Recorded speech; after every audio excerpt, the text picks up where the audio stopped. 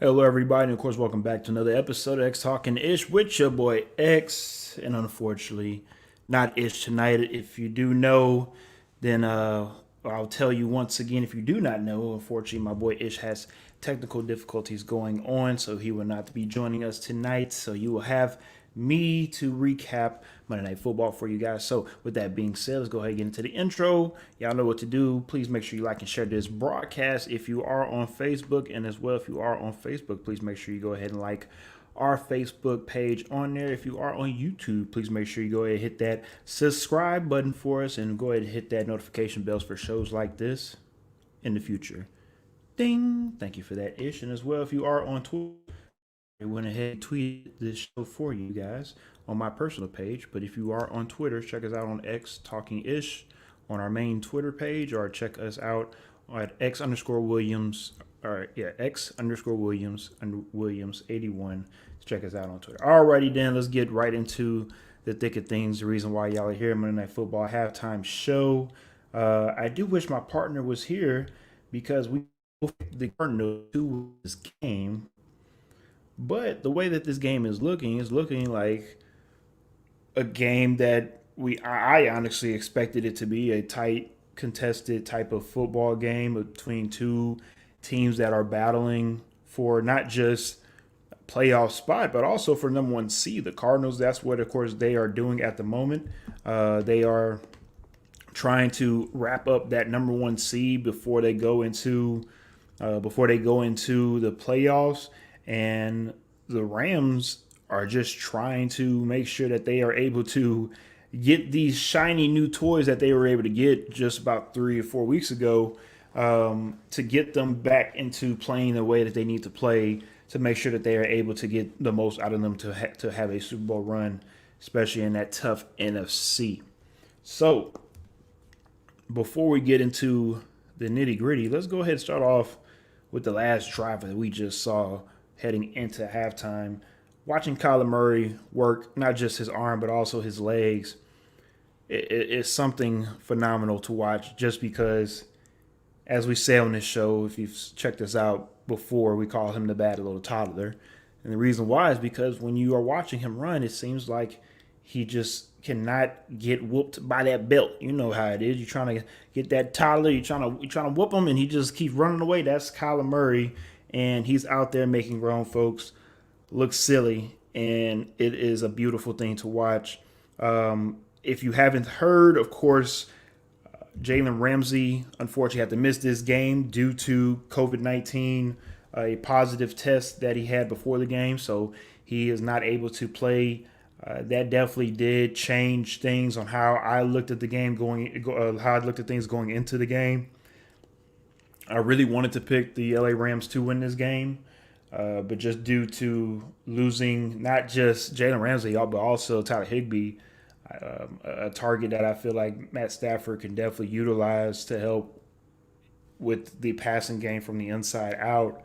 Losing those two guys, I think those were factors that made me want to not pick the Rams anymore, just due to unfortunately not having all of your pieces that you want to have going into this game. So with that being said, let's get into the quarterbacks right now at the moment, because Matt Stafford is actually playing a pretty decent game, and he's doing everything that he needs to do on the offensive side of things to keep the Rams' hopes alive, when it comes to maybe snatching this division away from the Arizona Cardinals. Again, the season isn't over with, and the Cardinals do have two losses. If the Rams are able to pull off this win, you're only a game back, with 4 games left. I'm sorry, with 3 games left to go in the season, and you never know what could happen to finish up the rest of the season. So Kyler Murray as well, he's having a decent game. He of course had that silly interception earlier game, but other than that, he's making sure that he's able to work the offense in the way that it flows for him. Running this style of offense with the air raid, it's pretty easy to get out of sync very quickly due to if you're not able to connect on passes and you're quickly going three and out on multiple drives, it doesn't allow you to get your offense in sync, and it hurts just being able to have an offense for that game. Right now, Kyler Murray is on. Even though again he has the interception, he's able to put the ball where he needs to be. He's connecting, of course, with AJ Green and also Connor. And at the moment, I think we're going to have one of those games where we look back on and say, "Man, that was a hell of a game on Monday Night Football with these two teams," because that's what we're getting at the moment from both sides. I'm also pleased. Speaking of Matt Stafford, I'm also pleased being able to see that he's able to get this connection with Odell Beckham Jr. going a little bit more. We saw them connect last week in a game for a touchdown as well, but now they're able to connect again. Odell has 4 catches, 64 yards, and a touchdown at the moment. I'm assuming if things go well, he could easily get 100 yards this game. That could definitely help confidence-wise for the passing game for Stafford and Odell moving forward. But Odell is going to have to step up moving forward. Of course, with Robert Woods being out, Odell is automatically shifted into that number 2 receiver role. So if he's able to get 100 yards this game and Coop is able to be Coop moving forward, it allows both of these receivers to play to their potential that they can. So this game is going to be very interesting. I would not be surprised at all. Wouldn't be surprised at all if the Rams are able to pull this game off, just due to the way that they're playing, especially on the defense side of the ball. I loved watching that first drive when you had Aaron Donald pretty much set the tone and play bully ball with them to let the offensive line know that, hey, we're here to make sure that if y'all want to win this game, y'all going to have to go through us first. So it's very interesting Monday Night Football game to watch, and I feel like the second half is going to bring even more fireworks. And, before we get up out of here, though, speaking of Matt Stafford and Kyler Murray, of course, if you are in the state of Texas, y'all do know that these two fine quarterbacks are two of Texas' great high school quarterbacks that have come through the ranks of high school football and, of course, playing in the NFL. And there was a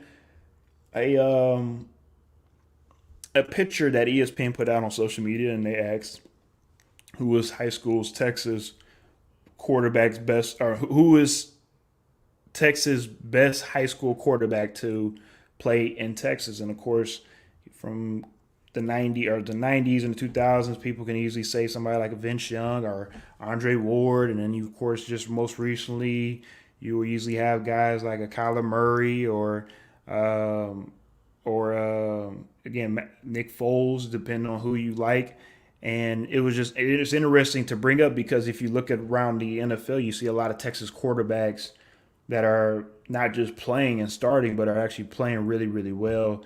And the reason why I bring this up again is because Matt Stafford and Kyler Murray kind of sets the tone for, the way that the passing game is and is going to be moving forward. These guys, I think, are two quarterbacks that are setting the standard on what quarterbacking is about to be moving forward in the NFL. So with that being said, I'm about to get up out of here for our Monday Night Football recap. Once again, on X Talking Ish, the score for the first half is Rams 13, Cardinals 13. I expect at least another 13 more points from both sides and maybe a field goal to win this game. If you do watch games inside of that University of Phoenix Stadium, which I'm pretty sure they changed the name of. Let me check it out one more time. I know they changed the name of it to can't find it. But anyways, I know they probably changed the name, but all I know is if you do watch games in the toaster, as they call it, most dramatic games come down to the final second in that stadium. So I do not be surprised if you do see a last second field goal type of game. With that being said, I'm going to get up out of here. You guys have a good rest of the night. See y'all tomorrow on Next Talking This for our post-game show, 9 o'clock Central, 10 o'clock